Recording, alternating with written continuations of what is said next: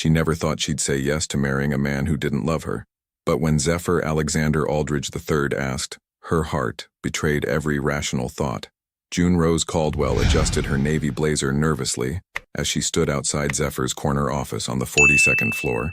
Through the floor-to-ceiling windows, Manhattan sparkled like scattered diamonds, but her attention was fixed on the man behind the mahogany desk. At 29, she'd spent 5 years as his personal assistant, learning every nuance of his controlled demeanor, how his steel blue eyes grew distant during difficult negotiations, how he unconsciously adjusted his Italian silk cuffs when anxiety crept in. Today felt different. The call to his office came without explanation, unusual for a man who scheduled everything down to the minute. Come in, June."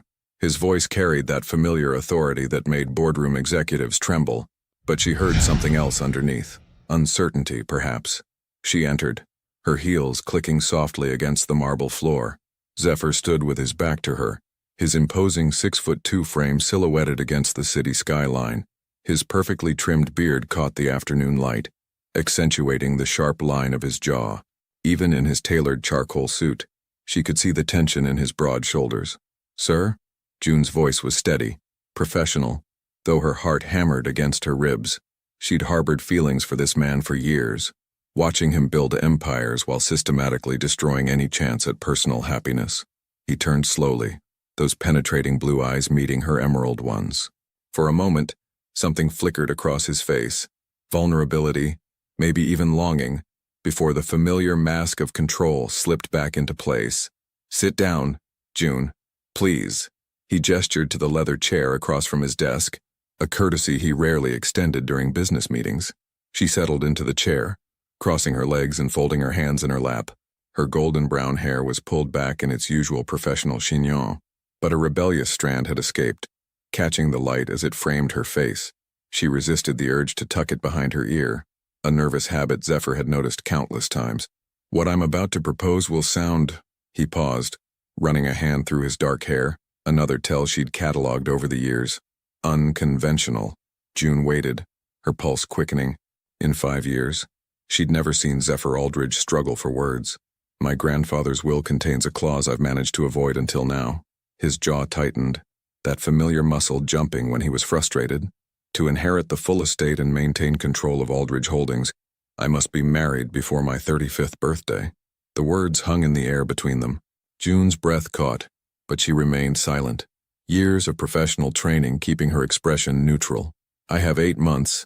Zephyr moved to the window, his hands clasped behind his back. "Every eligible woman my mother parades in front of me sees dollar signs. They want the Aldridge name, the prestige, the lifestyle." He turned back to her, and something in his expression made her chest tighten. "You know me, June, better than anyone. You've seen me at my worst after hostile takeovers during family crises, when the board questions my decisions. You've never once looked at me like I was a prize to be won." June's throat went dry. "What are you asking me?" "Marry me." The words came out raw, unpolished. "Not for love, not for romance. A business arrangement. 1 year, and then we'll quietly divorce. You'll be compensated generously, of course. Enough to never worry about money again." The office fell silent except for the distant hum of traffic 42 floors below. June stared at him, this man she'd loved silently for years, offering her everything and nothing at once. She started, then stopped. Her practical mind screamed warnings, but her heart, her foolish, hopeful heart, whispered something else entirely. "Take time to think about it," Zephyr said, misreading her hesitation. "I know it's a lot to ask. Your entire life would change. We'd have to convince everyone it's real, live together, attend social functions as a couple." "Yes." The word escaped before she could stop it. Zephyr's eyes widened, genuine surprise replacing his usual composed mask. "Yes." June stood slowly, smoothing her skirt with trembling hands. "I'll marry you, Zephyr." For a heartbeat, something profound passed between them. A recognition, a possibility neither dared name. Then Zephyr's expression shuddered, the businessman reasserting control. "We'll need to make it convincing," he said, his voice once again steady. "My family will be suspicious of anyone I marry quickly." June nodded, though inside she wondered if she'd just made the biggest mistake of her life, or taken the first step toward everything she'd ever wanted. As she walked toward the door, Zephyr's voice stopped her. June? She turned back, hope fluttering dangerously in her chest. Thank you. His steel blue eyes held hers for a moment longer than necessary. I won't let you regret this. But as June left his office, her reflection in the elevator doors showing flushed cheeks and bright eyes, she realized she already didn't regret it. What she didn't know was that in 12 months, she'd discovered just how dangerous it could be to love a man who believed he was incapable of loving her back. 3 days later, June discovered that agreeing to marry Zephyr Aldridge was the easy part. Convincing his mother would be the real challenge. The Tiffany & Co. flagship store on Fifth Avenue buzzed with quiet luxury as June found herself seated beside Zephyr in the private viewing room. Her hands trembled slightly as she smoothed her charcoal dress, one of 3 new outfits Zephyr had insisted she buy for their engagement period. The irony wasn't lost on her that she was using his money to buy clothes to pretend to be his fiancée. This one, Zephyr's voice was matter-of-fact as he pointed to a stunning emerald-cut diamond that caught the boutique lighting like captured starlight. It matches your eyes. The comment was so unexpected, so personal, that June's breath hitched. She looked up to find him studying her face with an intensity that made her pulse race. For a moment, the business arrangement facade cracked, revealing something deeper underneath. Mr. Aldridge, the sales associate beamed. Excellent choice. This is a 4-carat flawless diamond set in platinum. The ring has quite a romantic history. We'll take it. Zephyr cut her off, his jaw tightening at the word romantic. The moment of tenderness vanished, replaced by his usual brisk efficiency. As the associate busied herself with paperwork, Zephyr turned to June. My mother is expecting us for dinner tonight. The Hamptons' house. His steel blue eyes darkened. A Penelope Aldridge doesn't approve of anything that wasn't her idea first. June nodded, twisting the unfamiliar weight of the engagement ring around her finger. The diamond felt foreign, beautiful, but cold. What's our story? That we've been seeing each other discreetly for months. Office romance policies, you understand? Zephyr's voice was clinical, but June caught him glancing at her hands. She'll try to intimidate you. Don't let her. The drive to the Hamptons passed in comfortable silence. June watching the city give way to manicured lawns and sprawling estates. She'd seen Zephyr's childhood home in photographs during her years organizing his personal affairs, but experiencing it in person was overwhelming. The Georgian mansion rose from perfectly landscaped grounds like something from a magazine spread. Remember, Zephyr murmured as they walked up the stone steps. We're madly in love. The words sent an unexpected shiver through her, even though she knew he was only acting. Penelope Aldridge was exactly what June had expected. Elegant, cold, and assessing. At 62, Zephyr's mother possessed the kind of refined beauty that money could maintain indefinitely. Her silver hair was pulled back in a perfect chignon, her navy Chanel suit impeccable, her smile as sharp as her diamond tennis bracelet. So, Penelope said over the first course, her pale blue eyes, so like her son's, fixed on June. Zephyr tells me you've been working together for quite some time. The emphasis on working was subtle but unmistakable. June felt heat rise in her cheeks but kept her voice steady. 5 years. I've had the privilege of watching him build something extraordinary. How quaint. Penelope's smile didn't reach her eyes. And your family. I don't believe I know any Caldwells from our usual circles. Ohio, June replied simply. My father worked construction. My mother was a teacher. They taught me that honest work has its own dignity. Zephyr's fork paused halfway to his mouth. Something flickered across his face. Surprise, perhaps even admiration, before he resumed eating. Ohio, Penelope repeated, as if the word tasted unpleasant. How rustic. The dinner continued with Penelope's pointed questions and barely veiled insults. June answered each one with grace, her Midwestern upbringing serving her well. She watched Zephyr from the corner of her eye, noting how his jaw tightened each time his mother's comments grew sharper. Finally, as dessert was served, Penelope turned her attention to her son. I suppose this explains your recent distraction at the office. Mother always said mixing business with pleasure was dangerous. June isn't a distraction, Zephyr said quietly, but there was steel underneath the calm tone. She's the best thing that's ever happened to me. The words hung in the air, and for a heartbeat, June almost believed he meant them. Their eyes met across the table, and something passed between them. Electric, undeniable, terrifying. Penelope's laugh was like ice crystals, How romantic.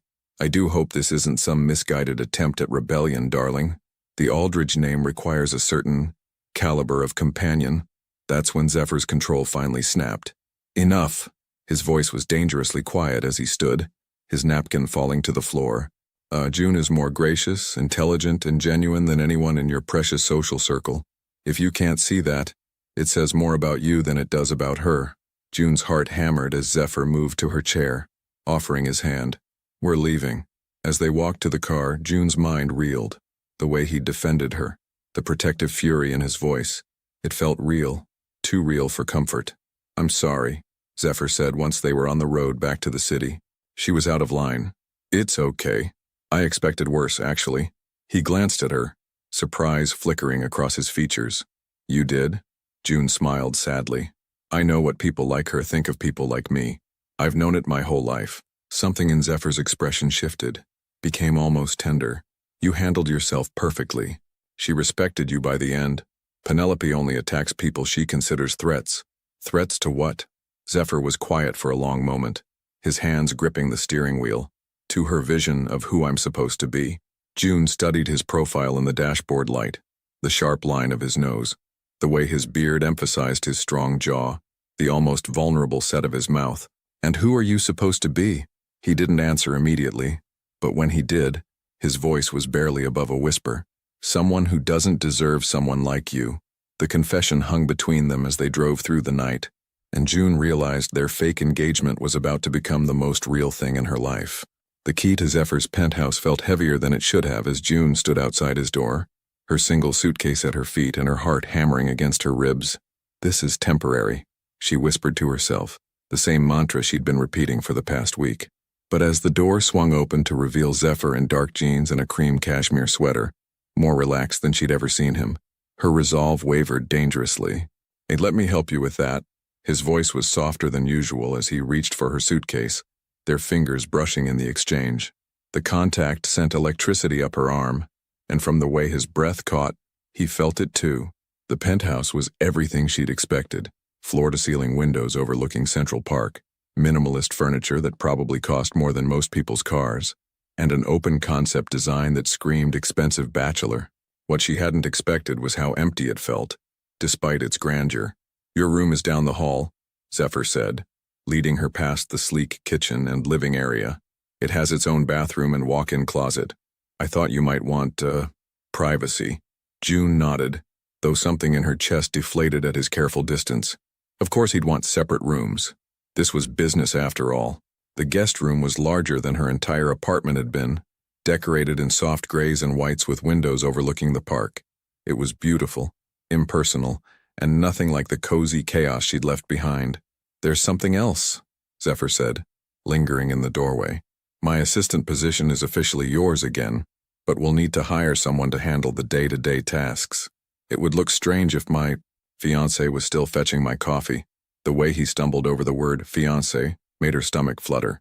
Of course, June agreed, though the thought of training someone else to anticipate his needs, to read his moods, to know exactly how he liked his morning espresso made her irrationally jealous. That evening, as June unpacked her meager belongings into the massive walk-in closet, she heard something unexpected. Music. Following the sound, she found Zephyr in the kitchen, sleeves rolled up, attempting to cook while jazz played softly from hidden speakers. I thought I'd make dinner, he said without looking up from what appeared to be a very unsuccessful attempt at pasta. But I'm beginning to think takeout might be safer. June laughed, actually laughed at the sight of this powerful billionaire looking helplessly at a pot of boiling water. When's the last time you cooked anything? College, and it didn't go well then either. He turned to her with a self-deprecating smile that transformed his entire face, making him look younger, more approachable, more human. Here, let me. June moved to the stove, acutely aware of Zephyr stepping aside to give her room.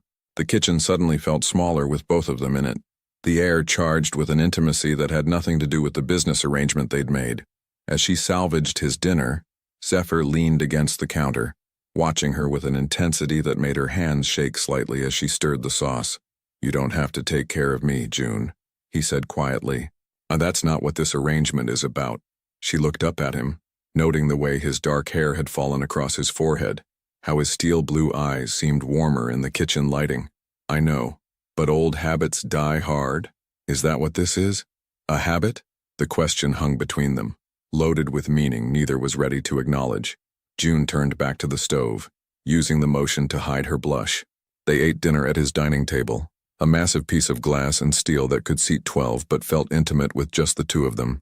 Zephyr asked about her family, her childhood in Ohio, her dreams before she'd become his assistant. June found herself sharing stories she'd never told anyone, watching his face soften as she described her parents' modest but happy marriage. They sound wonderful, Zephyr said when she finished telling him about her father teaching her to fix cars in their garage. They are, June corrected herself, though grief still tugged at her heart when she thought of her father's passing 2 years ago. Mom still lives in the same house. She thinks this whole thing is. June paused, realizing she was about to say, fake. What does she think? That I'm marrying too quickly? That I should be careful with my heart? June met his eyes across the table. She worries I'll get hurt. Something flickered across Zephyr's face. Guilt, perhaps, or something deeper. She sounds like a smart woman. Later, as June lay in her new bed listening to the unfamiliar sounds of the city 40 floors below, she heard Zephyr moving around his room next door. The walls were thicker than in her old apartment, but she could still make out the sound of running water, the soft thud of drawers opening and closing. She closed her eyes and tried not to think about him just a few feet away, tried not to imagine what he looked like without the armor of his expensive suits. This was temporary, she reminded herself. 1 year, and then back to her real life. But as sleep finally claimed her, June couldn't shake the feeling that there was no going back from this. Not when Zephyr had smiled at her in the kitchen like she was the most fascinating woman he'd ever met. Not when her heart was already 3/4 of the way to breaking.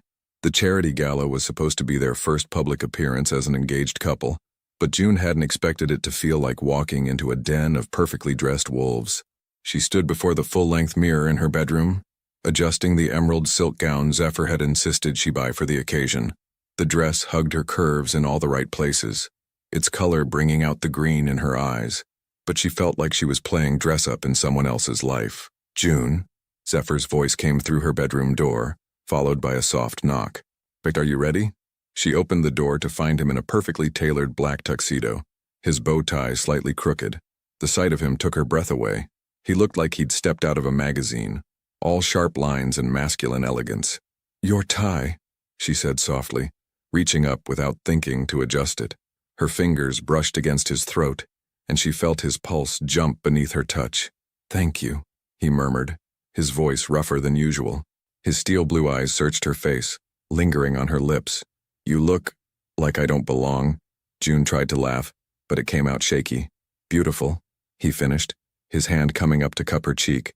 You look absolutely beautiful, Uni. The nickname, spoken so tenderly, made her heart skip. For a moment, they stood frozen in her doorway, the air between them electric with possibility. Then Zephyr stepped back, his mask of control sliding back into place. We should go. The car is waiting.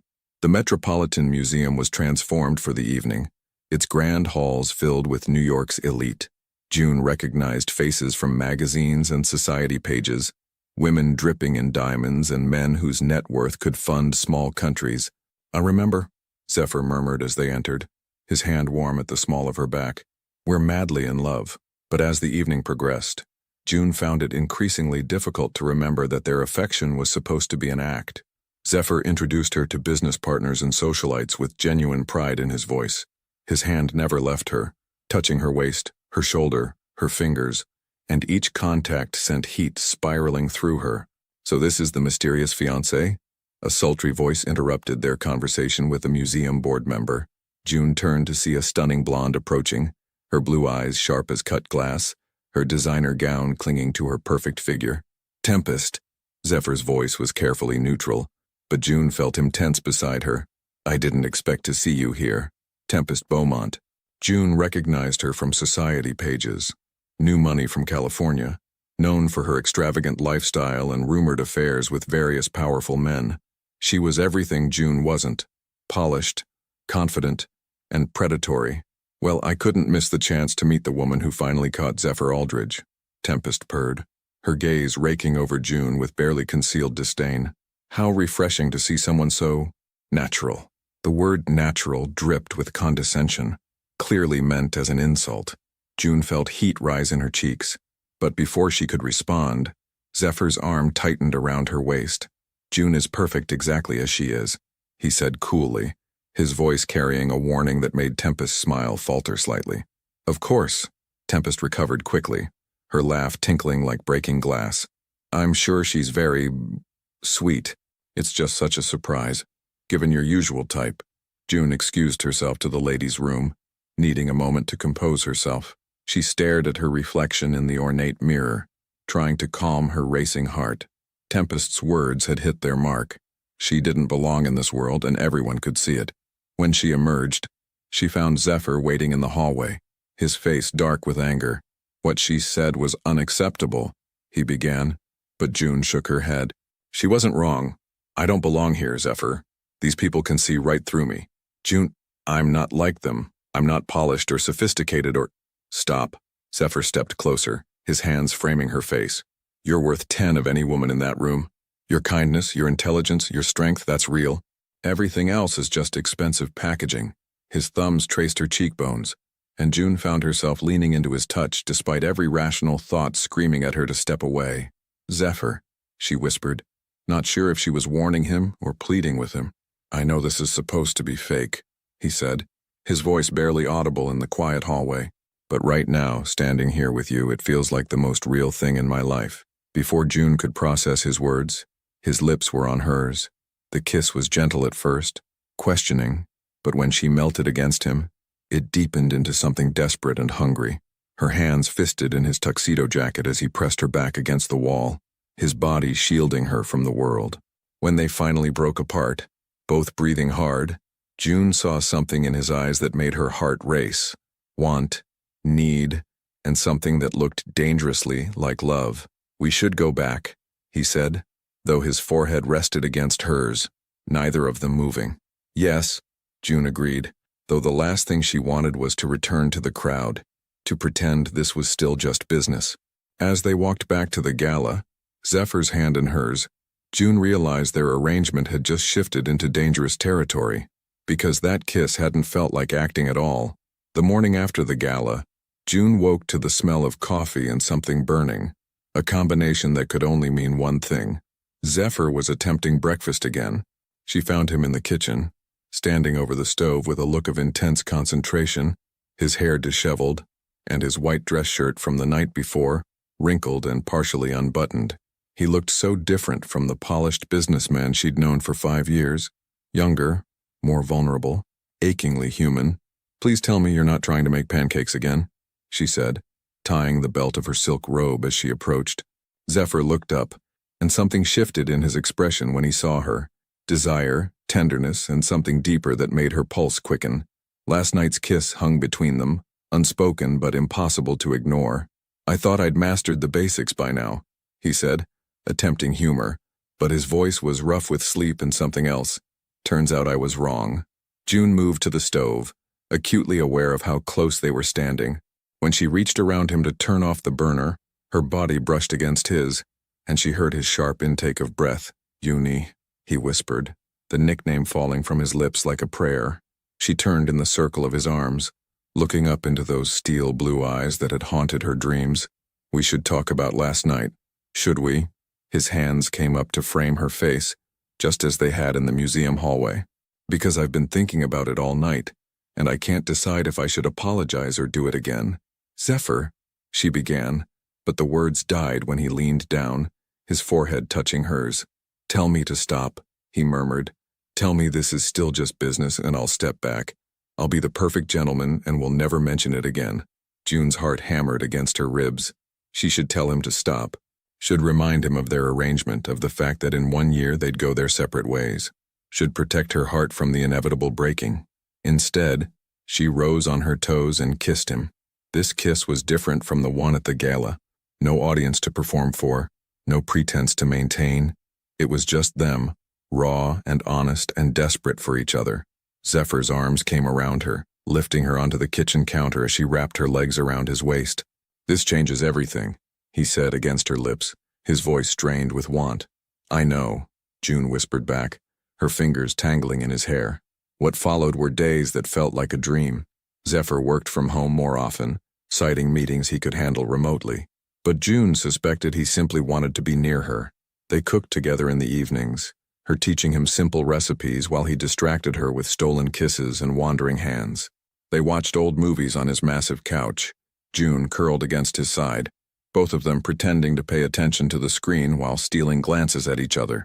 He learned her habits, how she unconsciously played with a strand of hair when she was thinking, how she hummed softly while organizing his ties by color, how she looked first thing in the morning with her golden brown hair mussed and her cheeks flushed with sleep.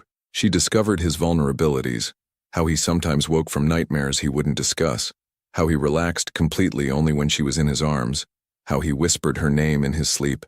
3 weeks into their new reality, as rain drummed against the penthouse windows, Zephyr found June in his study, curled in the leather chair with one of his books. "Pride and Prejudice?" he asked, noting the title with surprise. "You have excellent taste in literature," June said, looking up at him with those emerald eyes that never failed to stop his breath. "Though I wouldn't have pegged you for a romance reader. My grandmother's influence," Zephyr admitted, settling into the chair across from her. "She insisted I read the classics, said they'd teach me about the human heart." "And did they?" Zephyr was quiet for a long moment, studying her face in the lamplight. "I thought I understood what love looked like from books, all passion and grand gestures and dramatic declarations. And now I think love is quieter than that." His voice was soft, contemplative. It's making coffee the way someone likes it without being asked. It's laughing at terrible cooking attempts. It's feeling at home with someone even when everything else in your life is chaos. June's breath caught at the words, at the tender way he was looking at her. "Zephyr, I'm falling in love with you, Uni." The confession came out raw and honest. "I know that wasn't the deal. I know this complicates everything. But I needed you to know." The book slipped from June's fingers as she stared at him, her heart racing. The man who'd built walls around his heart, who'd convinced himself he was incapable of love, was looking at her like she was his salvation. "I've been in love with you for years," she whispered back, the truth finally free. "Since the first week I worked for you, when you stayed up all night helping me fix a mistake I'd made. I thought I was good at hiding it." Zephyr was across the room in 3 strides, pulling her from the chair and into his arms.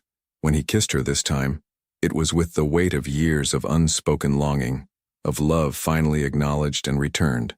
Later, as they lay tangled together in his bed, June traced patterns on his bare chest while rain continued to fall outside. "What happens now?" she asked softly. Zephyr's arms tightened around her. "Now we see where this takes us. No more pretending, no more arrangements, just us." June smiled against his skin, finally allowing herself to hope for a future she'd never dared to dream of. But if she'd known what the next few months would bring, she might have held on to this moment of perfect happiness a little tighter. June stared at the pregnancy test in her trembling hands, her heart hammering so loudly she was sure Zephyr could hear it from the bedroom next door. 2 pink lines, clear as day, unmistakable. She sank onto the edge of the marble bathtub in their ensuite, her legs suddenly unable to support her. After 11 months of pure happiness, of love that felt like a miracle, this should have been the ultimate blessing. She should be racing to tell Zephyr, should be planning nurseries and picking out names. Instead, terror gripped her chest like a vice. Not because she didn't want this baby, babies, the doctor would confirm in a few hours, twins, but because of the conversation they'd had just last week. Zephyr, lying beside her in the afterglow of lovemaking, his fingers tracing lazy patterns on her bare shoulder. "Sometimes I wonder what our children would look like," she'd whispered into the darkness, her heart full of dreams. "I think they'd have your eyes, those beautiful blue eyes." She'd felt him go rigid beside her, his hand stilling on her skin. When she'd looked up, his face had gone carefully blank, that familiar mask sliding back into place. "June," he'd said quietly, "you know I can't give you children." The words had hit her like ice water. "What do you mean?" "I mean I can't." He'd sat up, running his hands through his hair in that gesture she'd come to recognize as his tell for deep distress. "There was an accident when I was younger. The doctors were very clear about the damage." He'd explained haltingly about a riding accident at 18, about medical procedures and grim prognoses, about why he'd never seriously pursued relationships before her. June had held him as he spoke, her heart breaking for the pain he'd carried alone. "It doesn't matter," she'd whispered fiercely. "We have each other. That's enough. That's more than enough." But even as she'd said the words, she'd seen something die in his eyes. Hope, maybe, or the belief that he could ever be enough for her. Now, staring at the test, June felt the magnitude of what this meant crashing over her. Zephyr believed he was sterile, had built his entire sense of self around that devastating diagnosis. When she told him about the babies, he would know immediately that they couldn't be his. Her phone buzzed on the counter, a text from Zephyr, "Flying to Chicago for the Hartwell merger. Back tonight. Love you, Junie." June closed her eyes, pressing the phone to her chest. She had maybe 8 hours to figure out how to shatter the world of the man she loved more than her own life. The doctor's appointment confirmed what she already knew. Twins, healthy, due in early spring. Dr. Martinez beamed at her as she delivered the news, clearly expecting joy. "The father must be thrilled," Dr. Martinez said as she printed out ultrasound photos. "Twins are quite special." "Yes," June managed, her voice hollow. "Special." She spent the afternoon walking through Central Park, the ultrasound photos burning a hole in her purse.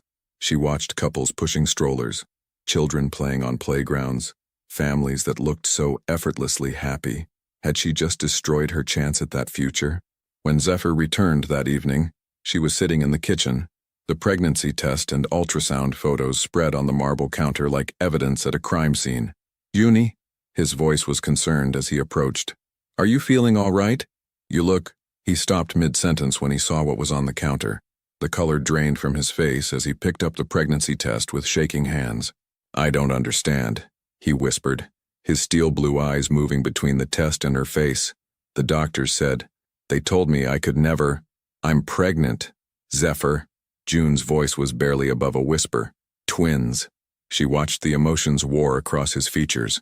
Confusion, hope, and then the devastating realization that settled into his expression like a death sentence. "They're not mine." It wasn't a question. His voice was flat, emotionless, but she could see the pain underneath. "You've been with someone else?" "No." June shot to her feet, her hands reaching for him. "Zephyr, no, I would never—" But he stepped back, his face closing off completely. The man who'd whispered love confessions in her ear just that morning was gone, replaced by the cold stranger she'd known in those first years as his assistant. "How long?" he asked, his voice like winter. There's no one else." June's voice broke.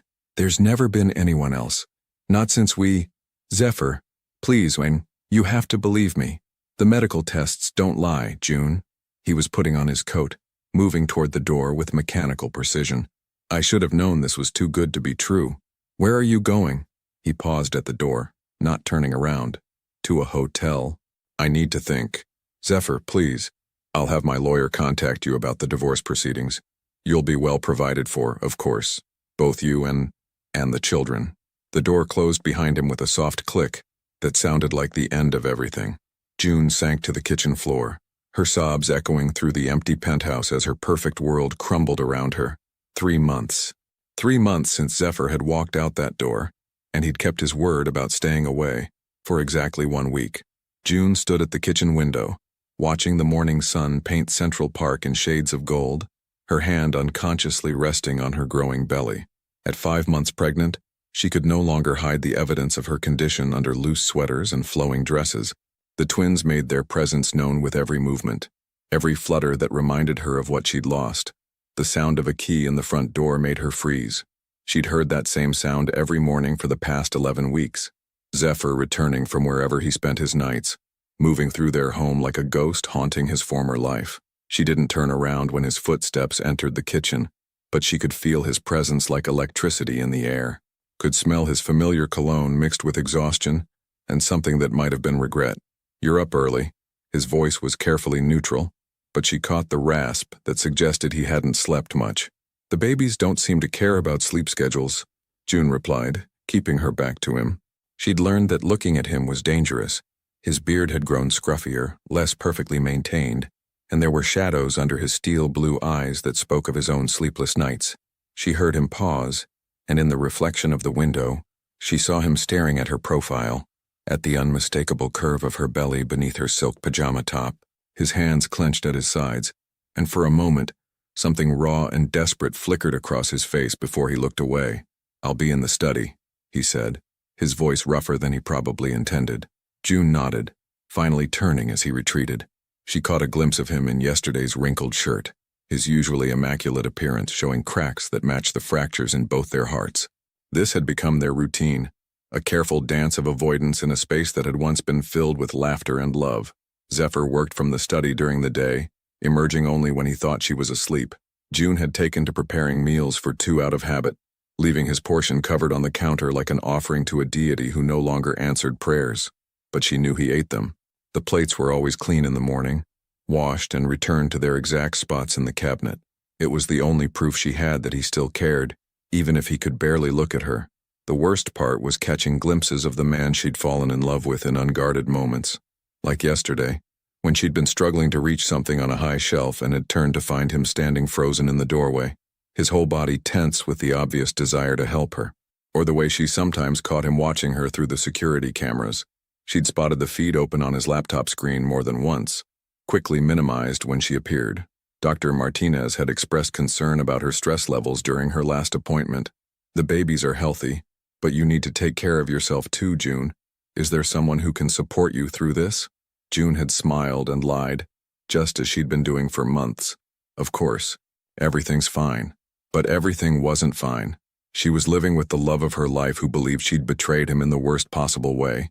She was carrying his children while he convinced himself they belonged to another man. And every day, she watched him punish himself for a crime that existed only in his wounded mind. That evening, as June sat in the nursery she'd been slowly preparing, surrounded by boxes of baby clothes and furniture, she heard something that made her heart stop. Zephyr's voice, muffled through the walls, but clearly in distress. She found him in his study, phone pressed to his ear, his free hand gripping his hair. "I don't care what it costs," he was saying, his voice broken in a way that made her chest ache. "Find me the best private investigator in the city. I need to know. I need to know who—" June's sharp intake of breath made him turn. When their eyes met across the room, she saw a pain so deep it nearly brought her to her knees. "I'll call you back," Zephyr said into the phone, never breaking eye contact with her. "You're hiring an investigator?" June's voice was barely a whisper. "I need to know who the father is." Each word seemed to cost him something vital. For the children's sake, they deserve to know. "Zephyr." June stepped into the room, her heart breaking all over again. "Please don't do this. There's no one to find." His laugh was bitter, hollow. "The medical evidence is clear, June. Those children aren't mine, as much as I might wish they were." The confession slipped out before he could stop it, and June saw the exact moment he realized what he'd revealed. His face went white, then red, then carefully blank again. "You wish they were yours?" June moved closer, hope blooming dangerously in her chest. "It doesn't matter what I wish," Zephyr said, but his voice lacked conviction. "Facts are facts." "Are they?" June was close enough now to see the exhaustion etched in every line of his face, the way his beard had grown uneven, the tremor in his hands. What if the facts were wrong? What if the diagnosis was wrong? Something flickered in his eyes. Hope, quickly suppressed. "Don't Tolino. Don't make this harder than it already is." How could it possibly be harder? The words burst out of her, months of frustration and heartbreak finally finding voice. "I'm carrying your children, Zephyr, yours, and you're torturing us both because you're too afraid to believe in miracles. Because miracles don't happen to people like me," he said quietly, and the defeat in his voice nearly destroyed her. June reached for his face, her hands framing his jaw the way she used to, feeling the familiar scratch of his beard against her palms. "They do," she whispered. "They're happening right now." For a heartbeat, he leaned into her touch, his eyes closing as if in pain. Then he stepped back, the wall between them slamming back into place. "The investigator starts Monday," he said, his voice like steel. "We'll know the truth soon enough." As June watched him walk away, she realized that the truth might be the one thing that could finally tear them apart forever.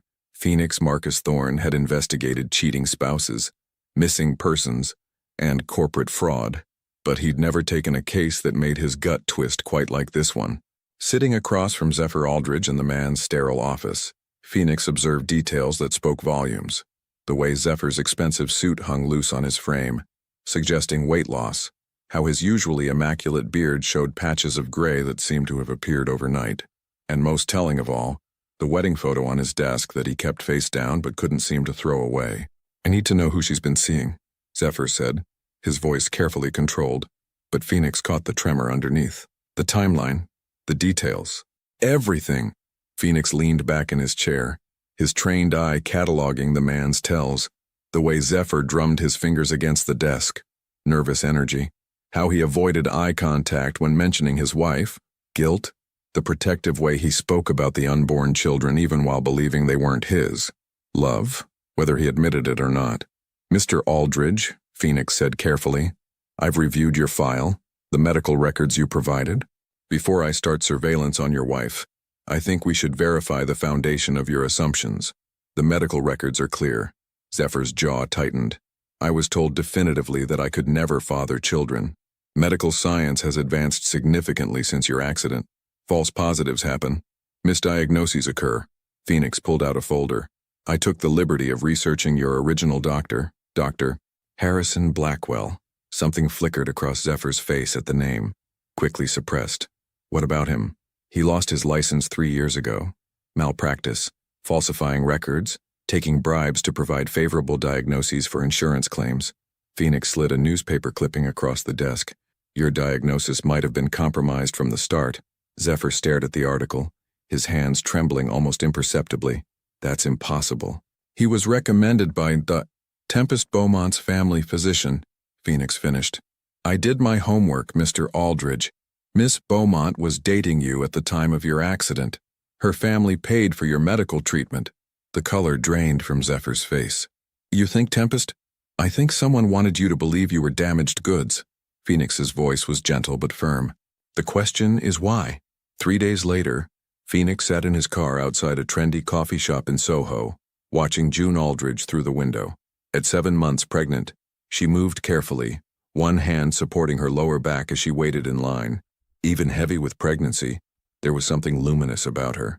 The way other customers smiled when she passed, how the barista's face lit up when she approached the counter. Phoenix had been following her for 72 hours. Her routine was heartbreakingly simple. Doctor appointments, grocery shopping at the small market near the penthouse, long walks in Central Park, where she talked softly to her unborn babies, and visits to a small bookstore where she bought children's books with a wistful expression. There were no secret meetings, no mysterious phone calls, no clandestine encounters. June Aldridge spent her days alone, creating a life for the children she carried while the man she clearly still loved destroyed himself with suspicion. That evening, Phoenix made a decision that went against every professional protocol he'd ever followed. Instead of reporting to Zephyr, he approached June as she sat on a bench in Central Park, reading one of the children's books she'd purchased. "Mrs. Aldridge?" Phoenix kept his voice soft, non-threatening. "My name is Phoenix Thorne. Your husband hired me." June looked up, and Phoenix saw the exact moment recognition hit. Her emerald eyes filled with tears, but she didn't flee or rage at him. Instead, she simply closed the book and said, "He's still trying to prove I cheated." "Yes, ma'am." Phoenix sat on the opposite end of the bench, maintaining respectful distance. "But I think we both know what I'm going to find." "Nothing," June whispered. "You're going to find nothing because there's nothing to find." She placed both hands on her belly, where Phoenix could see movement beneath her coat. "These are his children. I've never been with anyone else." "I believe you," Phoenix said quietly, and watched surprise flicker across her face. "The question is, how do we convince him?" June was quiet for a long moment, watching a young couple push their toddler on the swings nearby. "He needs proof that he can father children, not proof that I didn't cheat. He's convinced himself he's broken, and nothing I say will change that." Phoenix studied her profile, noting the stubborn set of her jaw, the protective curve of her body around her unborn children. "What if I told you his original diagnosis might have been falsified?" June's head snapped toward him, hope blazing in her eyes for the first time since he'd been watching her. "What do you mean?" Phoenix explained about Dr. Blackwell, about Tempest's involvement, about the pattern of corruption he'd uncovered. With each revelation, June's expression shifted from hope to anger, to something that looked like fierce determination. "She did this," June said, her voice shaking with emotion. "Tempest orchestrated this whole thing. She made him believe he was sterile so he'd never pursue a real relationship. It looks that way. But proving it and convincing your husband are two different things. June stood abruptly, pacing to the edge of the small playground. He'll never believe it. Not without irrefutable proof. Then we get him irrefutable proof. Phoenix joined her, his military training evident in his straight posture and decisive tone. DNA tests, new medical evaluations, whatever it takes. And what if he still doesn't believe? What if he's too afraid to hope?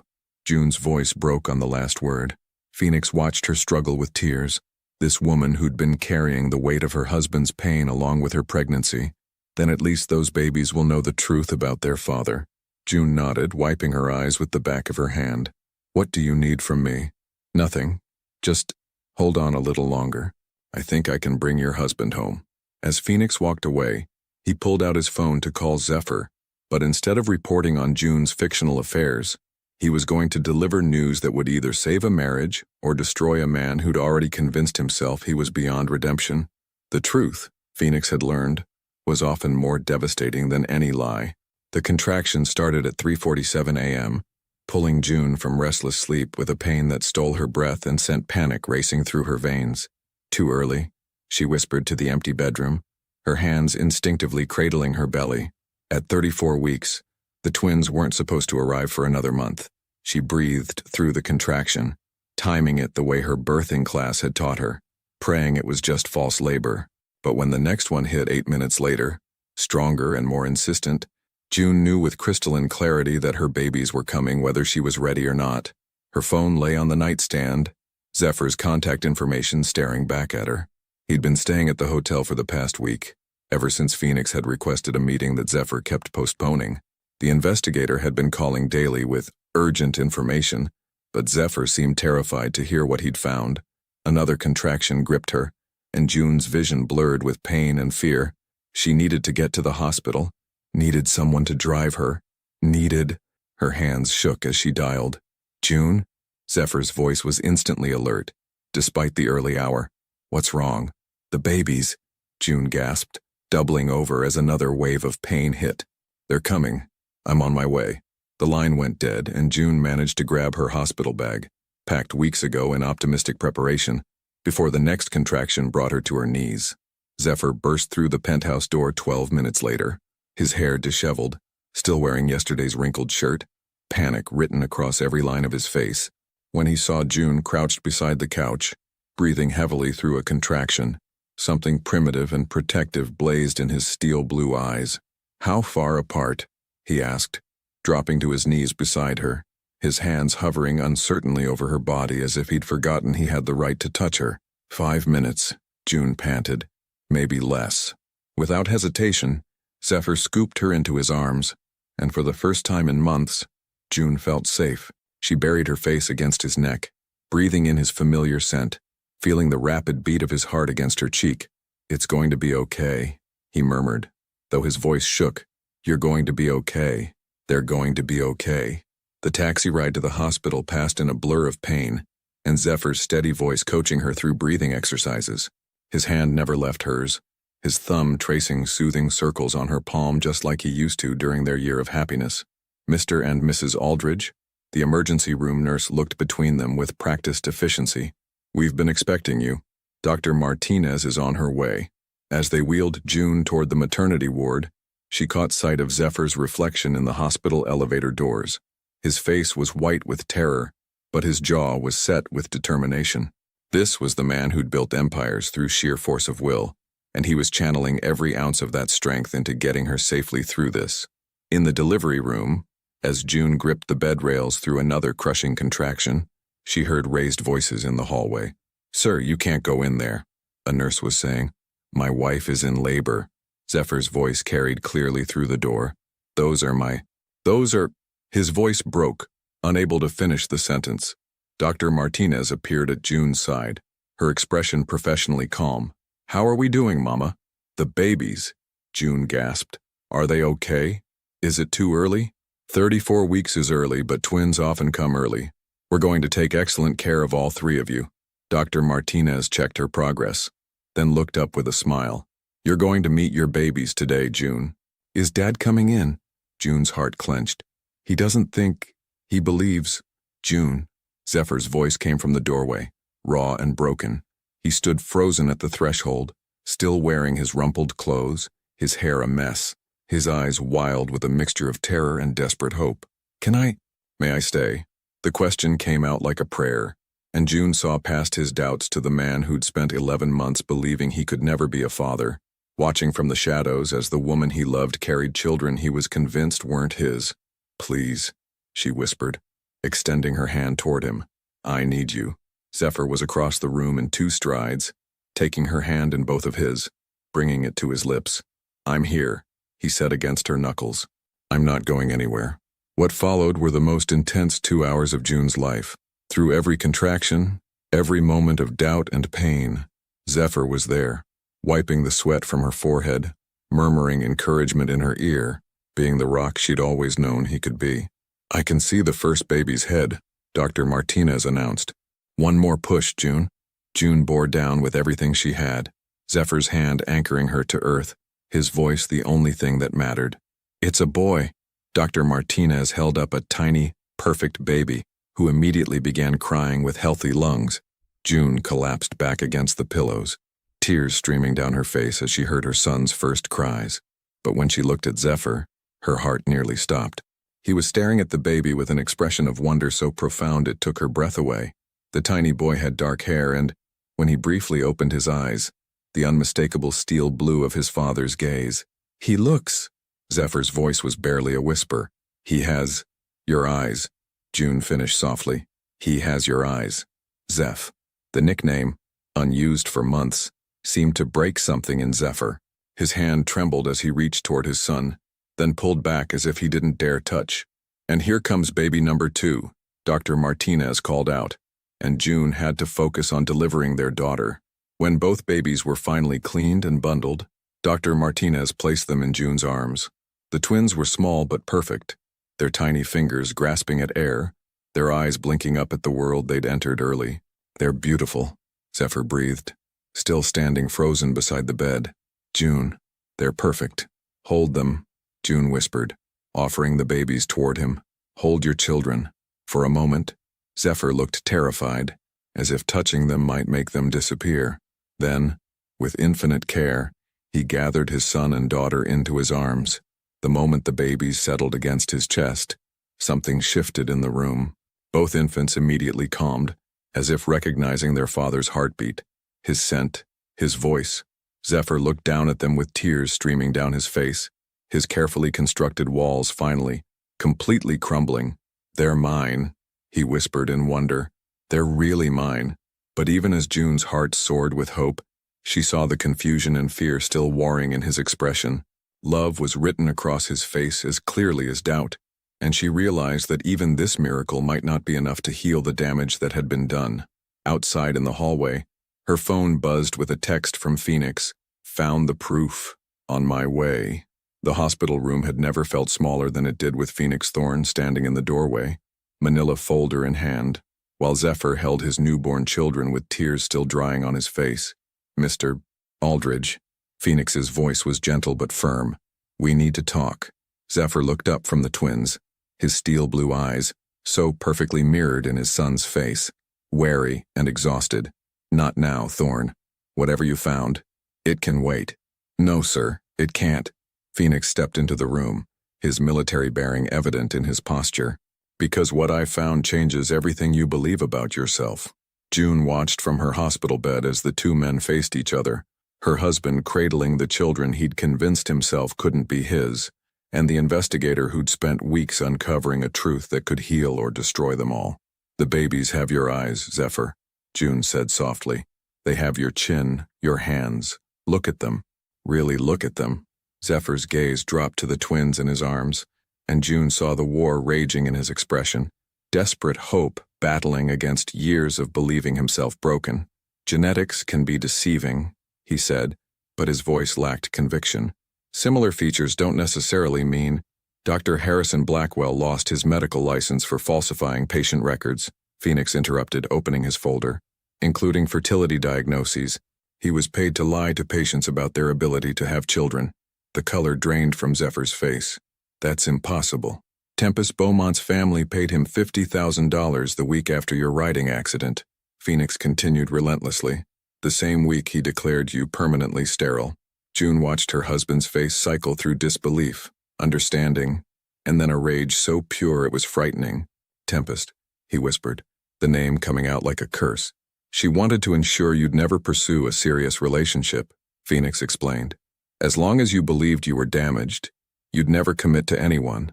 She was playing a very long game. Zephyr was very still, the babies nestled against his chest, his breathing carefully controlled. You have proof of this. Phoenix pulled out a stack of documents, bank records, medical files, testimony from Dr. Blackwell himself. He's cooperating with authorities to reduce his sentence. Your diagnosis was completely fabricated. The manila folder hit the floor as Zephyr's legs gave out, causing him to sink into the chair beside June's bed. He stared down at his children with an expression of such profound awe and devastation that June's heart broke all over again. I could have children, he whispered. I could always have children. Yes, June said softly, reaching out to touch his hand. These are your babies, Zephyr. They were always your babies. For a long moment, the only sound in the room was the twins, soft breathing, and the steady beep of June's monitors. Then Zephyr's composure finally shattered completely. I abandoned you, he said, his voice breaking. I left you to go through the pregnancy alone. I convinced myself you'd betrayed me when you'd never even looked at another man. His tears fell onto the blankets wrapped around his children. How can you ever forgive me? June struggled to sit up, ignoring the protests from her exhausted body. Because I love you, she said simply. Because I understand why you did it. Because for the first time in months, you're looking at me like I'm not a stranger. Zephyr's free hand came up to cup her face, his thumb tracing the path of her own tears. I never stopped loving you. Not for a single moment. That's what made it hurt so much. I know, June whispered, leaning into his touch. I know, baby. I know. Phoenix cleared his throat gently. There's more. Tempest has been spreading rumors in your social circles about June's affair. When the truth about the falsified records comes out, she's going to face serious legal consequences. Good, Zephyr said with savage satisfaction. I want her to pay for every moment of pain she caused my wife. The possessive way he said, my wife, sent warmth flooding through June's chest. This was her husband, protective, fierce, finally fighting for their family instead of against it. The DNA results will be available in 48 hours if you want scientific confirmation, Phoenix continued, but I think we all know what they'll show. Zephyr looked down at his son, who was gripping his father's finger with tiny, determined hands. He has your stubborn streak, he murmured to June, a smile finally breaking through his tears. And she has your patience, June replied, watching their daughter sleep peacefully in the crook of Zephyr's arm. They're perfect. They're ours, Zephyr said with wonder as if the words were a revelation. They're really ours. He leaned over to kiss June's forehead, then her lips, pouring months of regret and love and gratitude into the contact. When they broke apart, both were crying. Can you forgive me? He asked again, his voice raw with emotion. Can we try again? We never stopped trying, June said, her hand covering his where it rested on her cheek. We just got lost for a while. Phoenix gathered his papers, preparing to leave. I'll handle the legal aspects with Tempest. The media fallout, all of it. You three, he paused, looking at the twins. You four just focus on being a family. As the investigator reached the door, Zephyr called out, Phoenix, thank you, you saved us. No, sir, Phoenix smiled. Love saved you. I just cleared away the lies that were in its way. Alone again, June and Zephyr sat in peaceful silence, their children breathing softly between them. The late afternoon sun streamed through the hospital windows, casting everything in golden light. What do we name them? Zephyr asked softly. June smiled, thinking of all the names she'd considered during the lonely months of pregnancy. Hope, she said, looking at their daughter. And Gabriel, God's messenger. Hope and Gabriel Aldridge, Zephyr repeated, testing the names. Perfect. As the sun set over the city, painting the hospital room in shades of amber and rose, June watched her husband hold their children with the reverence of a man who'd been given back everything he thought he'd lost. The year of separation was over, the truth had set them free, and their real life together was just beginning.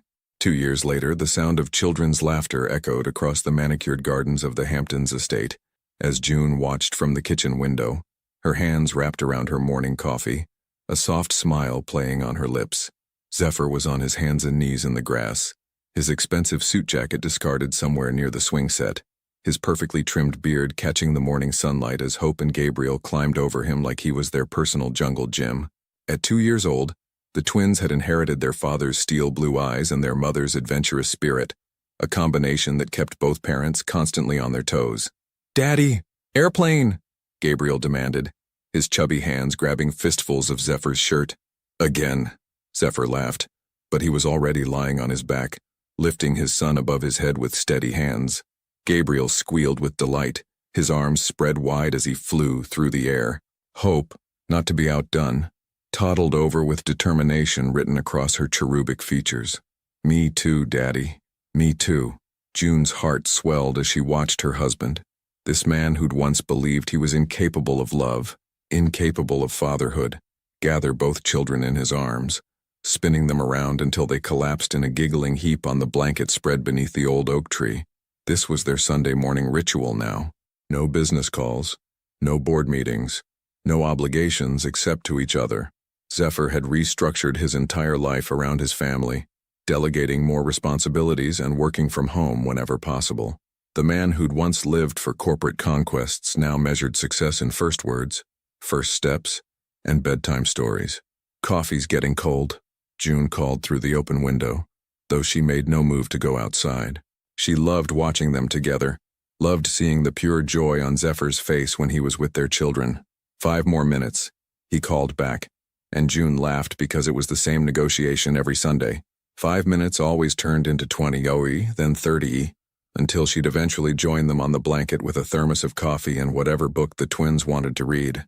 As if summoned by her thoughts, Hope broke away from the tickle fight and ran toward the house on unsteady legs, her golden brown curls, so like her mother's, bouncing with each step. "Mama, Mama, come play." June set down her coffee and headed outside, scooping up her daughter in a hug that smelled of sunshine and baby shampoo. "What are we playing?" "Family," Hope announced seriously, as if it were the most important game in the world. And maybe it was. June settled onto the blanket next to Zephyr, who immediately wrapped his free arm around her waist, pulling her close. Gabriel crawled into her lap while Hope claimed the space between her parents, and for a moment, they simply sat together in perfect contentment. "I have news," June said softly, her hand finding Zephyr's. Something in her tone made him look at her sharply, those steel blue eyes searching her face. "Good news or bad news?" June smiled, lifting their joined hands to rest on her still flat stomach. "That depends on how you feel about Hope and Gabriel getting a little brother or sister." Zephyr went very still, his gaze dropping to where their hands rested. "You're 12 weeks, June confirmed, watching emotions flicker across his face. Surprise, wonder, and pure, unadulterated joy. "Another miracle," he whispered, leaning in to kiss her temple. How did I get so lucky?" "We both got lucky," June corrected, thinking of how close they'd come to losing everything. "We got each other." Hope, oblivious to the significance of the moment, was busy arranging her toy tea set on the blanket. "Tea party, Daddy." "Of course, Princess," Zephyr said, accepting an imaginary cup with the same seriousness he'd once brought to million-dollar negotiations. "Is this Earl Grey?" Hope giggled. "It's butterfly tea, my favorite," Zephyr replied solemnly, pretending to sip.